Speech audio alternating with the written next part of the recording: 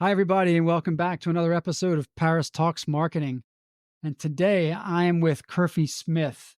And Curphy is the business development manager and the marketing team lead at Century Solutions Group, which is a leading managed service provider and cybersecurity provider in the Atlanta area. And he's got also a very colorful background and a lot of other things prior to Century. So, Curphy, welcome to the show. Hey, thank you for having me, Paris. Appreciate it. Excited to do this morning. Great, great. Start us off by just telling us a little bit more about who you are and what you do.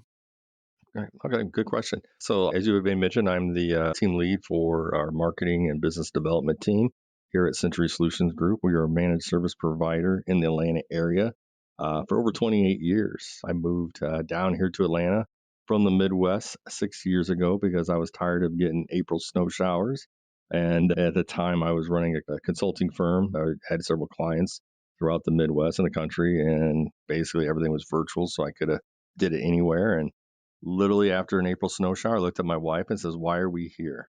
And that, with all the other increased cost of living and taxes that the state of Illinois brings with it, we picked up and moved down to the Atlanta, Georgia area, where I got the opportunity to meet Jeff, the owner of the company, and convinced me to come on board to head up his team and take them to a different level.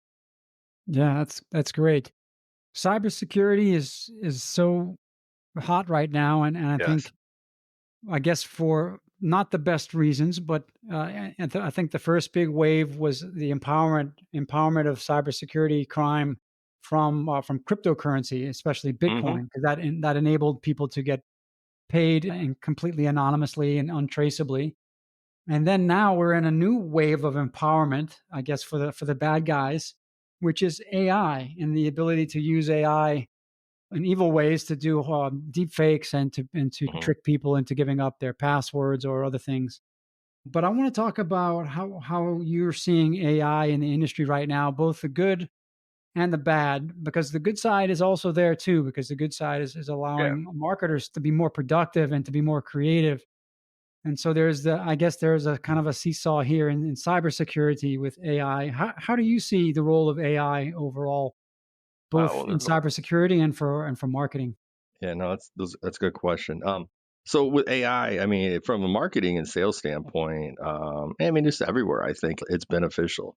From the marketing and sales side, we can do things quicker, faster, produce more content with tools like ChatGPT and things like that.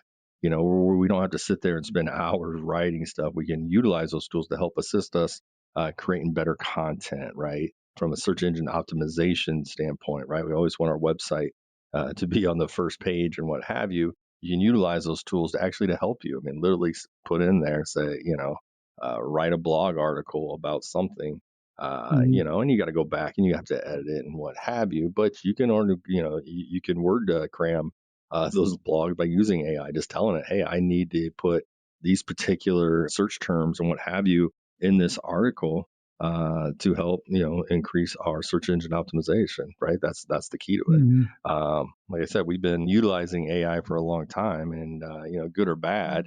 I think I've talked to you about this, right? When you're sitting there doing that, you're trying to basically we're trying to hack into Google's algorithm. That's all we're doing, and we've been utilizing AI. And technically, we're all hackers if we have websites, and if you do it right, is to try to get your name at the top of the page. But that's been going on forever, Mhm. right? When we used to have phone books, you have companies call Mhm. themselves AAA, and why is that? Because they wanted to be on the first part of the list. When someone goes looks for a plumber, hey, this is AAA plumbing. Hey, they're at the top of the Yeah. list. No different.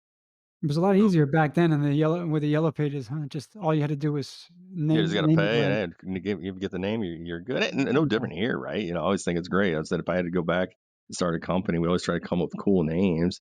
I would call my name up probably the top search. If I had a business now myself, I'd go back and redo it if it's not already taken. You totally call your company one of the largest search terms for your industry, and just name your company after that because every time they search, they're going to go straight to you. So Yeah, yeah.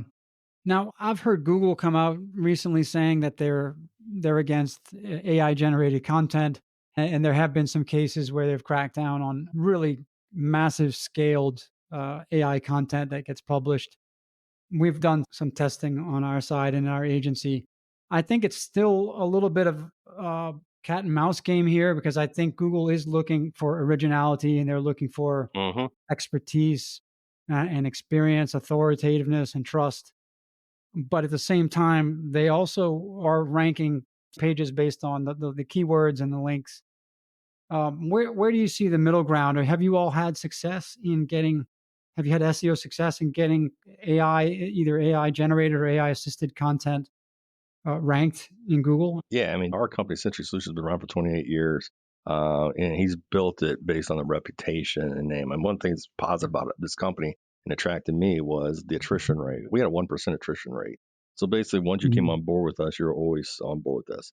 But from the marketing side, it was hard to search for us, right? So we were all just word of mouth referrals and what have you. Had an inside sales team, this business development a little bit, but we weren't really utilizing the tools out there to make it easier for us, right? And so mhm, we've now, transitioned. So we've had huge success. We're ranking on the first page. We're ranking number one, number two, and we usually did that within probably the last year and a half. And it's just a constant work. There's so much to it. It's not just about the blogs. It's about the backlinks. It's a lot of different things. We literally just had this conversation the other day about blogs and how we use them and what's the main objective and all that. But yeah, we've had tremendous success. There's other tools out there now as well that you can utilize AI to help find out who's searching for particular search terms and have that. And so we can mhm. be on there and market towards those individuals or those companies and try to get ahead of the game before someone else does. Yeah. What types of companies do you serve in the Atlanta region? That's a great question. We usually serve companies anywhere from around 20 employees up to 500 employees. Mhm. Do we do a lot of nonprofits, accounting firms, service industry? Those some big ones, attorneys. So we do those really well. Construction's another huge industry that we service, but that's our main focus is around. Yeah. And talk to me a little bit more about lead generation, because there are people that are going to go on Google and they're going to search for cybersecurity, or they're going to search for this, but then there are other people that maybe aren't quite aware that they need this, and you need to be more proactive in reaching out to those people. Can you walk us through all the different channels, the marketing channels that you're using Yeah. for lead generation? So yeah, we use stuff from old school that works to more recent AI generated tools that help us as well. And it's interesting to look at some of the financials behind it and the metrics to see where we're getting our best return. So we do have an inside sales team that picks up the phone, they call and try to see if anybody is in need, or discuss what are their top IT priorities to potential clients. Um, we generate from that. We use SEO, we use PPC, where we put ads up and stuff like that out there as well. We Mhm, search engine, we optimize our website consistently and constantly. We're constantly changing it. Looking at what the keywords and terms that people are looking for and searching for out there within our industry, and updating the content within our website to constantly, change and move with that. So that's worked out well for us. We have a business development team. We have a channel partner team as well. I have a channel partner manager that works for us. He goes out and tries to look for individuals or small companies that may have similar clients or a network of clients that fits our target market, and mhm, we pay a referral fee to those individuals actually. And there's two options: you can do a one-time referral fee, or if it's someone that's really close to you and you want to stay involved in the relationship, we'll pay you a finder's fee plus also pay you annuity throughout the life of the relationship. And when you look mhm. at the average life of our clients within our organizations over 14, 15 years, that's a nice little annuity to have built up. You start Sure. racking up a couple of those. And then we have outside sales, right, just like anybody else, and the marketing team consist of just not the fun, colorful content that you see on social media, but actually the work that goes behind it. And we do trade shows. I'm going to one this weekend. Just got back from a conference where we, spoke in front of a large crowd. Got some great feedback from there. Actually, got several Mhm. potential clients from there.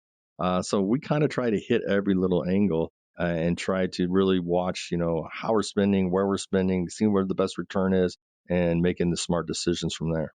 Yeah. So you're doing a little bit of everything, it seems. Are you able to attribute the return on investment from each channel, or do you? Do you even try to do that, or do you just look at Oh, the absolutely. Absolutely. entire yeah. Yep. Always looking at my return. I always want to say, it's funny. Prior to this, me being consultant, I was a chief operating and financial officer for a large parts of product distribution company. And my marketing person at the time used to get off our marketing meetings, just look so stressed out. And he's like, Curfy, I just wish you would just give me a budget. And I said, you have an unlimited budget. You can spend whatever you want, but you got to tell me when I'm going to get my money back, right? Or when and how much am I going to get back? I said, you Mhm. can have as much as you want, but I just got to know that. If you lay that out for me, I'm not going to push back on this. And so that's what I've kind of tried to instill here is like, guys, we can spend, but we got to understand what we're spending and why we're spending. What's the objective? Do we meet our objective if we spend that money? We always have to have an objective, right? Yeah. Again, some things, you're going to spend some money, you might not get an initial return, but if you're meeting your objective, that's what's important, right? There's more, maybe a Yeah. more long-term game to it. Yeah, absolutely. I imagine that the buyer journey for cybersecurity services, it's quite long. I mean, what is your typical sales cycle? Yeah, that's a great question. So usually we have a sales cycle where we make an initial meeting, which we call our discovery introduction meeting. That's to determine if there's a fit. And sometimes there's not a fit. We'll meet with somebody, they're too small. There's the budgets, they don't have the budget for it. Timing might not be right. There might not be a need right now, right? That might be under contract with somebody else. So, that meeting, that's a pretty quick meeting. It doesn't really last that long, about an hour, but we decide there is an opportunity to move forward, right? That there is a good fit between the both of us. And then we move forward towards a tech review. And that usually takes about another week to 2 weeks after, depending on timing and stuff like that, right? If they're in a contract and agreement, they're upset and it could be a couple months, we might push it down the road a little bit, but usually we try to, meet with them as soon as possible. Long story short, after the tech review, we go to proposal, we go to agreement to get them to sign an agreement. It's usually 30 to 40 days. So I mean, it's Hmm. not too long. Yeah, But then you but start the onboarding process, and then that's sure. another 30 days. And then we have another 60 days of onboarding after we're starting to serve, actually service our client, the new Yeah. client. So from the first touch point, maybe the first marketing touch point all the way to close, it's probably several months then, I suppose. Yeah, it's probably about a couple months. Yeah. Yeah, yeah. That's quite a long sales cycle. So I imagine that initially the prospects need to be made aware that they have a problem, and then steadily you need to move them towards your solution and then bring them to closing. And I wanted to talk about that initial step of getting that awareness, because I think there are generally two ways to approach it. One is that you're proactively marketing to people and showing them that they have vulnerabilities, they have risk, and that they should preempt an incident by going with you guys and putting a solution in place. There's another approach, which is that you can find the people who um, have been already been hit or have been exposed very nearly to an incident, and their level of fear is much higher. They may even be in panic mode if they're Mhm. experiencing something in the moment. And we talked about this in our pre-show, just the effectiveness of selling to essentially selling to fear as opposed to selling to opportunity. And I think we both agree that, especially in this industry, selling to fear is much more effective. Would you agree? Yeah, I would agree with that. But I think there's a crossover between that and opportunity, right? So the one thing that, I try to stress when I'm out, or, my people are, I say, we don't product puke. We don't shove something down somebody's throat. Again, getting back to, is the timing right? Is the budget right? Is there a need, right? If there's not a need, it's not a budget, we're not going to force anybody to do anything. That's not my approach. My approach is, hey, let's sit down, let's talk, and you tell me what your top, priorities are, right? I want to hear that.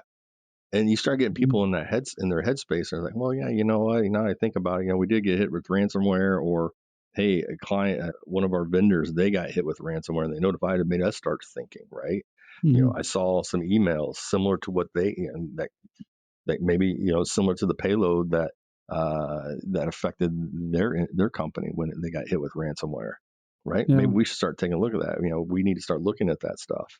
Yeah. So I mean, yeah, I mean it's out there, and with again, get back to AI. I mean, it's becoming easier to and better for the hackers to infiltrate a lot of these companies and trick them into doing things that wasn't as easy several years ago, right? Yeah. People are more aware for the most part. They shouldn't be clicking links. but the emails are getting better, right? The phishing emails are getting better. They're Hmm. doing it through text messaging, whatever, using AI to really fool these individuals, using AI and putting it out on the market on the dark web now that they didn't have before, right? Used to have these big groups, whoever they may be, right? That had the talent and the technique to just utilize this. Now they're taking that stuff with the use of AI and they're actually selling it, Hmm. their services on the dark web for Yeah. individuals who are criminal in nature, but don't have the talent to, put forth a viral attack on someone's network. But now Yeah. these lower, size criminals have that ability because they're just buying what we call, as a service. It's ransomware as a service out there, and people Gosh. can go do Yeah. that, and that's scary. Just how AI empowers lay people like me to do some pretty amazing things like code and do creative work. It's the same in ransomware, I guess. People that didn't Hmm. previously have the technical skills now Yeah. they can pretty much get it in a box Yep. and still deploy it. Yeah, that's a shame. But all the more reason why I think this industry isn't not only isn't going anywhere, I think it's still going to keep growing a whole lot. Yeah. Cybersecurity The big and one we saw this week, and you've probably seen it too, is a lot of emails going out with the use of Google Earth, where these emails are coming out. I've seen them before, but now they've just gotten more advanced. They're actually sending a picture of individuals' houses, the front doors, and they're mhm, getting these from Google Earth, saying, "I came by your house and you weren't home, and I'd rather." So they're scaring people into saying, "Hey, I've been on your front doorstep, right?" mhm, And scaring them, saying, "Hey, been on your front doorstep. Figured I'd try to email you as well. I've got, videos of you because I got some software I put on your, computer and got into your camera. I know some mhm. of the things you've been searching. I'm going to release it. Either do it or I'm going to show up your front door and release it." Yeah, it's scary. So they're Yeah. actually, showing the images of people's front doors. Seen it 2 or 3 times this week. Wow. Is that And just from a sales perspective, I guess you need to have a fair amount of discretion because um, it's not you don't want to be seen as somebody that's fear mongering right? necessarily. But these tactics are these are really nasty tactics, and I think people should be aware. We were speaking about this earlier too, which is that if you're able to track these incidents and then you can look for in the same industry you can look for adjacent companies that would be susceptible to a similar attack, either because they're in the same industry or a close by industry, or maybe they have the same technology, the same tech stack that got Hmm. infiltrated. But to what degree do you all do that, where you would, let's say, you would reach out to a company and say there was someone just like you that got hit, or either because it's the same industry or it's the same technology that you're on, and these Yeah, guys I mean, will figure out how to go after people like you, so you ought to pay attention.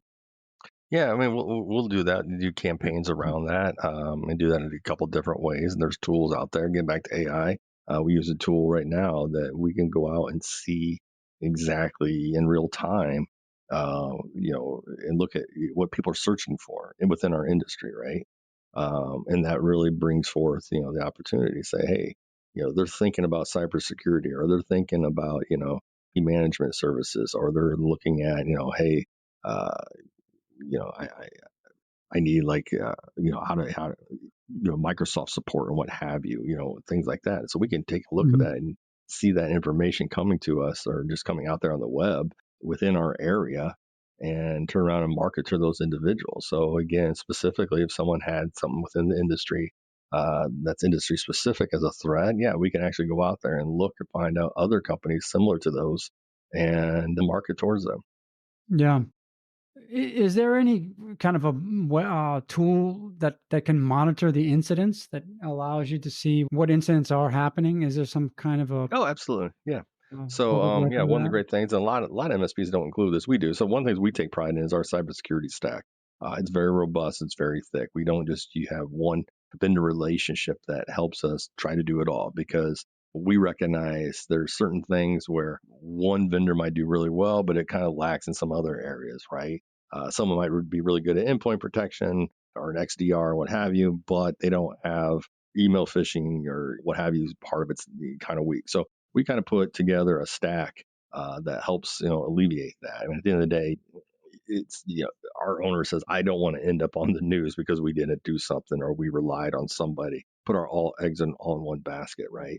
Hmm. So one of the things I think what you're going to is what we call a SOC and a SIEM, a Security Operations Center, that looks at stuff in real time.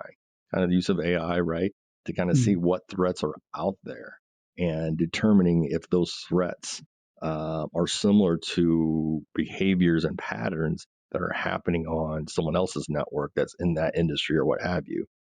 Seen that you've utilized that a Hmm. couple of times. Had recently an incident like that, and we notified the owner of the company saying, "Hey, did you do this?" And she said she did. And I said, "Well, and we told her and said, "Hey, this was part of the thing. Yeah, this cybersecurity attack that's going on out there. We have already, centered in on it, knocked it out. So you don't worry about it." But yeah, it looked at it real time, detected it, and we were able to respond and knock it out before anything can happen. So I mean, Hmm. that's the whole key to cybersecurity. And I tell people like, listen, and I just got back from this conference, and everybody asks me this when I speak. They said, "Well, what's the new threat out there? What's the biggest threat?" I said, "The biggest threat out there is actually the people, right? It's the same threat as it always been. The people sitting in the chair. I can put all these locks on a door, but we don't teach you how to do it. It's not going to prevent anything. And you need to get out of your head that it's not going to happen. It's going to happen. It's not a matter of if it's going to happen, it's a matter of when it's going to happen. And do you have the tools in place that can detect it, center in on it, knock it out, and keep your operations running when it does happen?" And that's the key. A Hmm. lot of people don't have that, and we see it all the time. Yeah. Of all the leads that you're dealing with that are coming either inbound or outbound, what percentage of those leads have either already experienced an incident? So maybe it's post incident versus those that haven't experienced any incident yet, and maybe they're a little more unaware that they really have a risk. But what is the better audience, and what's the ratio of leads that are post incident versus pre? It's very rare I don't talk to anybody anymore that says, "Hey, we got hit with something," or "We fell for this," right? Mhm. It's very rare. So I mean, to put a percentage around it, I would say easily over 75% of the people I talk to now, Okay. they've been part of some type of incident easily. Yeah. Easily, probably even higher than that, even 80%. Everybody's had something. I mean, everybody's being attacked. There's not a day that goes by. I get them stuff, all the time. It's, emails and things like that. But it's, the ability to train those individuals and those companies, understand your employees have to understand what it looks like, what some of those emails look like, what are some of the things that you can do to prevent, you becoming a victim, understanding what those look like and how to do them. And with the use of AI, it's scary because now people are, using deep fakes where they're actually taking people's images and what have you Mhm. and replicating them and their voices as well. And Yeah. it's scary. Yeah. And it's getting really good, really good. Yeah, and it's only gonna get better. There's gonna come a point where we can't really trust our eyes and ears at all Right. anymore because you don't really know. There could be an image, a video, audio that sounds perfect and is entirely convincing that this is Curphy Smith here telling me to give over these credentials because we need this. It's a business Right. critical.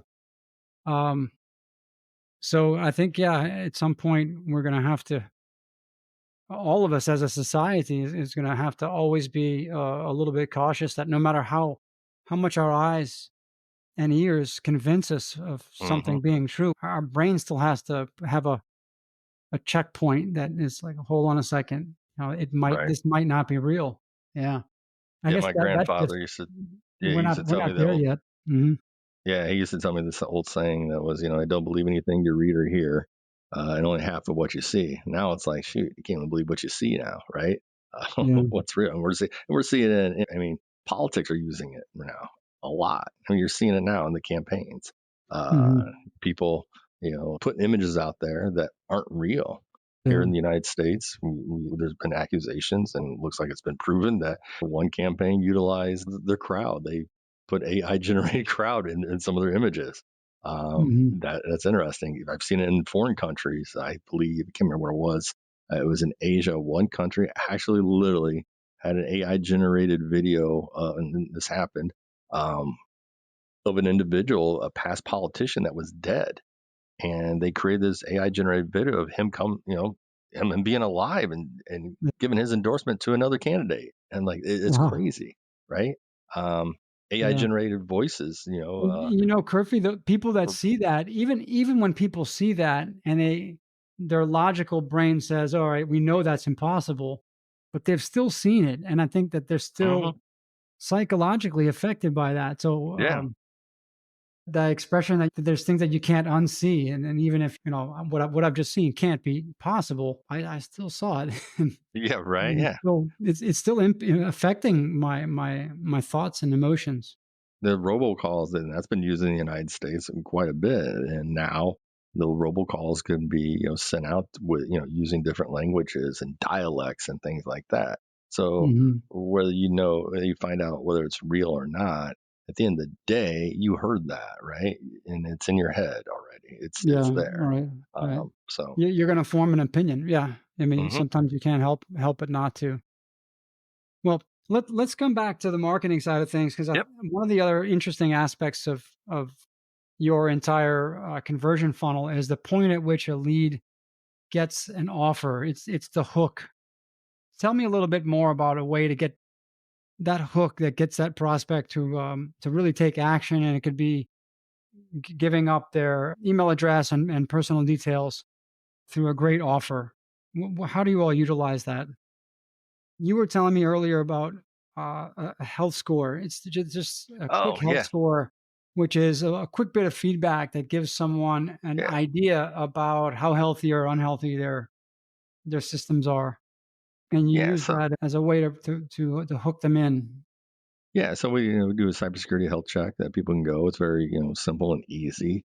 We have a QR code. We put use it in marketing all the time. We've been putting out there. We're going to this conference, and we put out there on social media and utilized email campaigns for the conference because we got a list of attendees and tell them, hey, stop by our booth or come by visit me, set up a one-on-one meeting. But in the meantime, before you do that, why don't you take this quick cybersecurity health check code or checkup and take it and see where you're at, where you stand, and then let's talk, let's discuss it. I mean, it's a great tool to kind of take a look at it and see, okay, yeah, maybe we do, maybe we're not as safe as we thought we were, right? There are some things that concern me from a social engineering and training standpoint, or Mhm. we are, you're taking this and you're starting to think to yourself, wow, we don't have this in place. Why are they asking me this question? And if I can't answer yes or I don't know, that's a concern. That's a problem. So maybe I do need to talk with them a little bit more. Yeah. And are you how do you follow up with those people after that health check, or do they more do they proactively reach back out, or is it So when following up? we just set up on a QR code, right? So when the QR code, it Mhm. captures the information that we need, their email, their phone number, their, the business owner to take the code. Hey, you got to give this to us. And then, we will send out an invite saying, hey, we have your health check code. Would you like to, meet for 30 minutes on this day to discuss it? Mhm. Most everyone says, yeah. I haven't had anybody say really no a lot because there is a concern, right? So, and again, it's not me trying to sell them anything, and I don't talk about, hey, you should come on board with us. We just kind of talk about their priorities. We talk about their issues, and if there's a way that we can help solve those issues or help manage some of that stuff, then that's when we come in. Yeah, I see. What sort of conversion rates do you get across that whole journey from point where somebody's going to scan the QR code, they'll get this quick health score. From there, how well do you convert them down the stream into a It's a customer? it's a pretty good conversion at those points. I will Mhm. sit there and say, with you utilizing a lot of digital marketing and what have you, the conversion rates are higher than old school just calling people, right? Because there's some type of need there. There's some type of opportunity there, right? That's why they reached out. That's why they searched, right? Way better than just calling someone and trying to get them at the right time or get them to think about it, right? They're already Mhm. there. They're already started somewhere in their headspace to say, hey, I need this, right? Or I'm concerned about this. So the conversion rate, I would say, is a lot higher. Hmm. I mean, currently, I look at my pipeline right now and say most of our, stuff is coming in through SEO, PPC, digital marketing, what have you. Hmm. Yeah. What CRM do you use, by the way? We utilize Click Dimensions. Okay. It integrates with the Microsoft, so it's pretty easy. There's things I like about it, things I don't like about it. Yeah. It's been here before me, so you know, That's it's not one of the clunky in major some CRMs. areas. No, it's not one of the major ones. No. Do you do anything with this? Do you utilize any of your CRM data for marketing? So things like maybe remarketing, audience remarketing, or any using any first party Google ads or paid social? Absolutely. Yeah, Yeah. I mean, all the above. We have the information. Information's power, right? If I have this information that's loaded in here, I kind of know. Hey, yeah, we might not have got this deal today or what have you, right? Or they dropped out. And we utilize that information. And so we have marketing plans, whether it be email campaigns, what have you, to target particular individuals or companies that, may have had an interest one time, but for one reason or not, we didn't get the deal. And we remarket towards them, right? Hmm. Or I can go through industry specific, go after those, right? Go to a trade show, like we just did, or a conference, and have the attendees loaded up, and you can mark them on where they came from, where that source came from, and so whatever that source is, we can market specifically to those individuals. Yeah. And when you're in the sales process, how many of these prospects are already working with an existing MSP versus ones that have yet to ever hire and work with an MSP? It varies. Again, if they haven't had MSP before, they're concerned. The big challenge with that is usually budget because they don't know, right? Ones that do have MSPs are concerned because something's not right. They had, MSP in place, but for whatever reason, they weren't very confident in them, right? It could be a lot of different things in regards to response times, or, hey, we're paying for the cybersecurity, but I don't feel it's working. We've got concerns, right? I've seen that happen a Mhm. lot as well. And actually, I think those conversions are a little bit easier because we've already checked off the budget, right? They already have something in place. They're already Yeah. paying for it. So the budget's really not a concern for them because they're obviously looking and either saying, hey, yeah, we have this, we got this budget, we're willing to pay more because we're paying what we get for right now, right? Or hey, we're paying a lot already, so it's not a big deal to go ahead and move over. So now it's just become from a timing and need standpoint. Yeah. I would imagine also if you knew the renewal cycles of those prospects who are currently under contract with another MSP, then you could also create campaigns around, let's say there's an audience of people who we know are under contract right now, Hmm. but their contract is expiring within 30 to 60 days. And this is the time to get them to rethink that relationship and maybe Oh, to absolutely, switch. absolutely. Are you Even able to longer than track? that, we have campaigns where Yeah. we pencil in a discussion. Hey, I'm under agreement. Great. Tell you what, your agreement's up in 2025, January 1st. Why don't we meet, or 2026? Why don't we meet next September and see where Mhm. you're at, right? Start getting the process going there. So we'll do campaigns around that, and that might be a lot of outbound calling or what have you. And that's not a big deal. People are very, receptive to that. Yeah, yeah. So there is a fair amount of switching, and you told me earlier that your retention rate is extremely Hmm. strong, like a 1%, well, 1% attrition, so 99% retention. Yeah. Yeah. But if other MSPs are losing customers, what is a key differentiator that allows you to have such a great retention rate compared to the Um, industry? with with an MSP, I think, and I've been in other industries or what have you, but with this is like, I mean, at the end of the day, we treat our customers like we work for them, right? And basically, that's what we are. I mean, the cost to have a managed service provider is not, if you looking at it like, hey, is like a utility expense, like I'm paying for water and electricity. It's not going to work. You're not going to get out of it. The people that understand it's a relationship. So we want to make sure our clients know that we have things in place that, hey, if you call us, we put certain metrics in that's really important, right? That we manage internally. One is, we make sure that we have live people answering the phones all the time, right? We're receptive. We give them Mhm. a personal touch, right? Everybody gets a dedicated account manager with us. That's great. They have that personal individual. It's not somebody over in Texas or the Philippines. They have that person right here in Atlanta, Georgia. It's an individual. They know them by name. It is their account manager. There's that Mhm. special relationship. And then we have, make sure you have the expertise in place, have the right vendors, the manufacturers, the experience, and then to make sure you have a cybersecurity stack that's extremely, extremely, going to do the job that it said it's going to do. That's a lot of times people Mhm. fall in one of those areas. And the easiest thing to do, and I don't know if people are scared or why people don't do it, is just to get customer feedback. We constantly build our processes around customer feedback. We send end user surveys out asking people to rank us. And if it falls below a 9, and we set high standards for us. So that's, if it falls below a 9, our team meets internally saying, hey, why did this fall below a 9? You sit there and think, wow, 9 out of 10, that's a pretty good score. Yeah, we want to be higher than that. We want to be better than that. Mhm. And not running away from problems. It's taking them head on. If something's not working, let's talk about it. Let's communicate about it. Yeah. I think that's a big thing. And just like anything, any marriages all end right because people don't communicate well. Yeah, and things aren't going to Mhm. be perfect. We're all human. We're going to mess up. Mhm. You own up to it. You're going to mess up. You own up to it. But let's talk about it and get through it. And I think Yeah. that's where a lot of people fail is they break down in communication. I Yeah. don't know what's going on. You said you were going to call me every single month. That's not happening. Yeah, how often what is the meeting cadence? Do your account managers have regular meetings with the customers, or is it a little more of They're constantly yeah, engaged, but we always recommend having a monthly meeting with them every single yeah, month, right?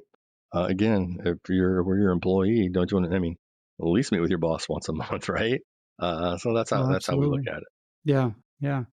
And I suppose with in this industry, or at least as it relates to cybersecurity, but I'm not speaking for the other IT services.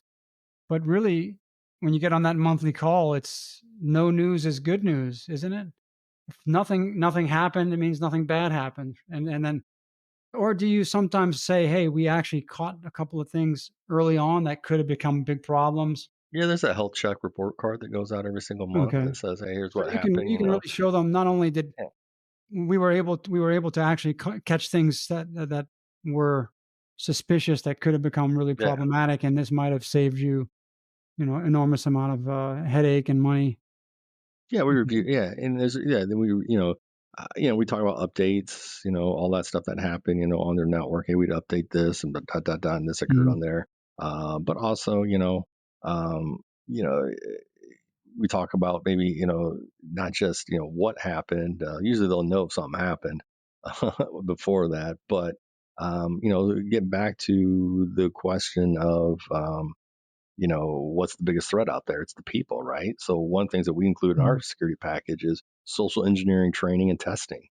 It happens all the time. We set them up on a platform where they can put out there on a annual, whatever frequency they want to, actually test their employees to make sure they understand what phishing emails look like, deep fakes, what all that fun stuff is, right? Mhm. What you things you need to be looking at, and then sending them on testing, and then we actually, well, that's the training part, and then we actually test them. Well, we'll send out fake emails, get them on a platform. They send out fake emails to their employees that have files, links, QR codes, what have you, to see who clicks on that stuff, Yeah, and it gives keeps you a people up to report date. on a monthly basis saying, "Hey, here's your happy clickers." Not to get anybody in trouble, it's just to say, "Hey, maybe Tommy needs to go through training some more."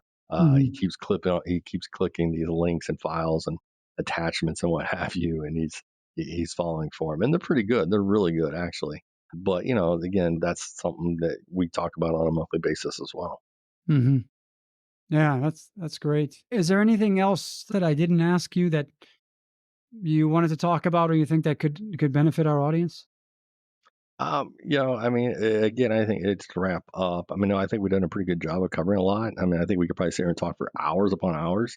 But at the end of the day, is technology is evolving fast. There's a lot of good to it, especially in the sales and marketing side.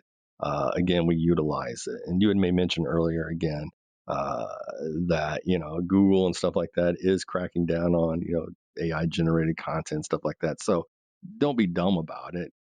Be smart about it. We utilize it to give us a framework, right? Mhm. To do the hard work. And then we go back in and tailor a lot of that content specifically to us, for one, to make sure, Google doesn't recognize that as AI generated and what have you, Yeah.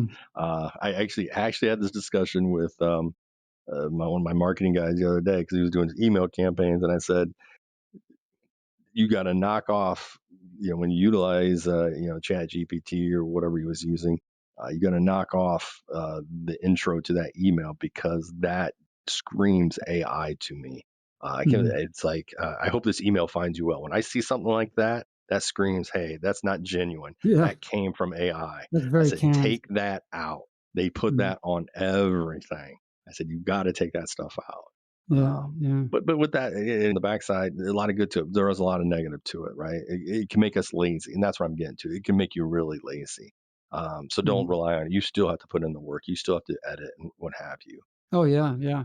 I can tell you the process that we're really exploring now is to use AI to generate a content brief or an outline with the right keywords and the right kind of content, but then also separately do an interview with a thought leader in that topic area Mhm. and take the transcript of that.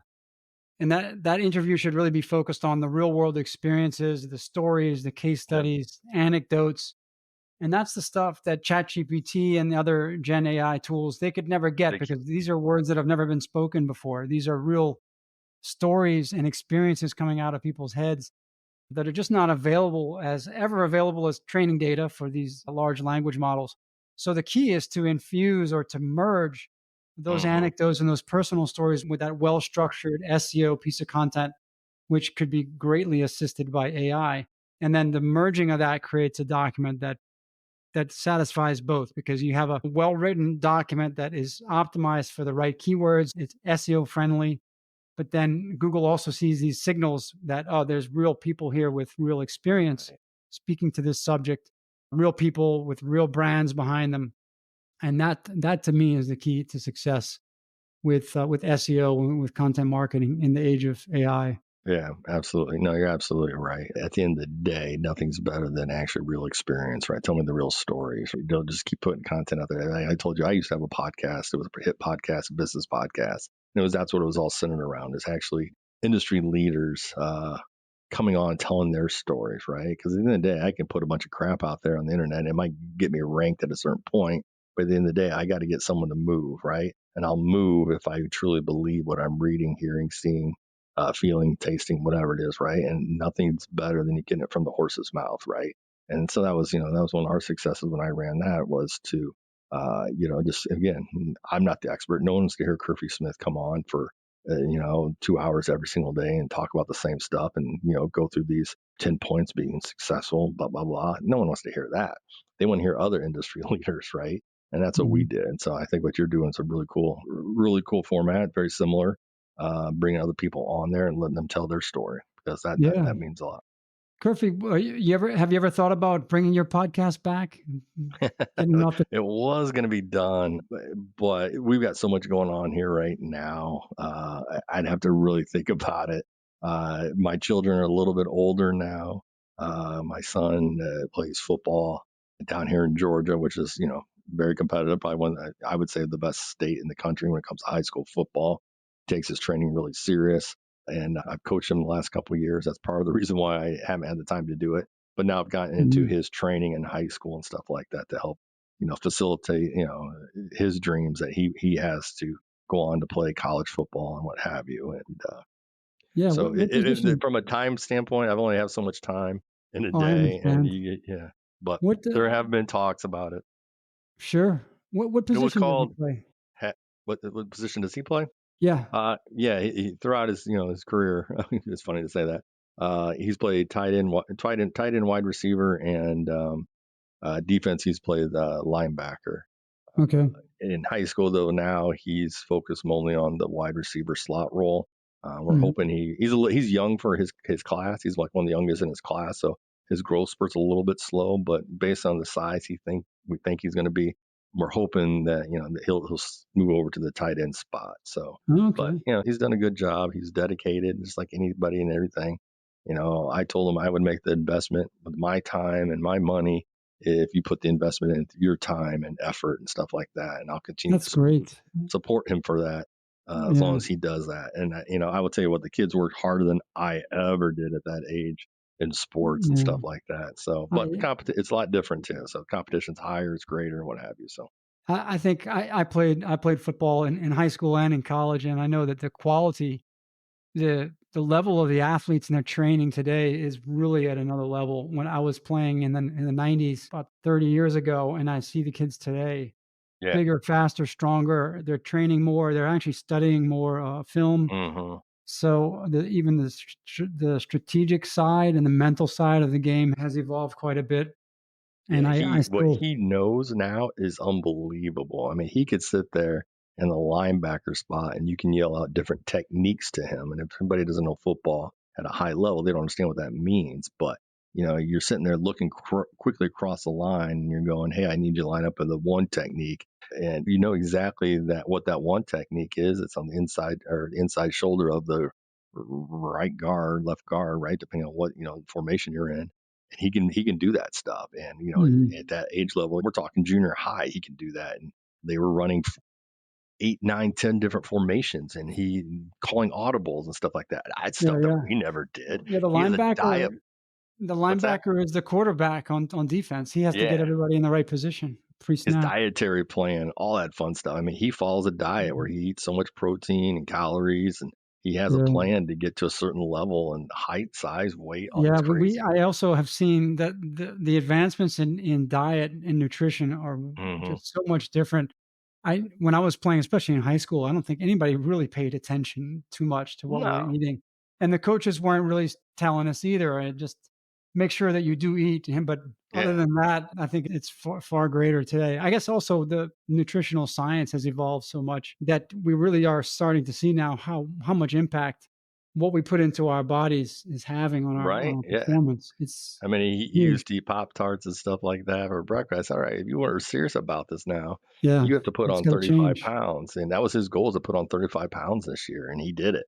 But I said, you can't be eating Pop Tarts for breakfast because that's empty calories. That's sugar. It does nothing for you. Yeah, And he went to a very strict, high protein, calorie diet. He'd go to his early morning practices. They had practice like at 5:30 in the morning. And he'd weigh himself before he went to practice.